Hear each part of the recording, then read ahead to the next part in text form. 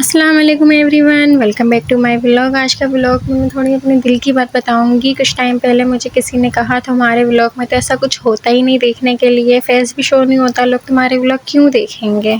फिर मैंने उस बात को नेगेटिव लेने के बजाय एक चैलेंज किया अपने आप को। हर किसी का अपना स्टाइल होता है, कुछ लोग फेस शो करते हैं और कुछ लोग नहीं करते। मैं अपनी डेली लाइफ आपके साथ शेयर करूँगी, मैं अपनी फीलिंग्स आपके साथ शेयर करूँगी, मैं अपने मोमेंट्स आपके साथ शेयर करूँगी।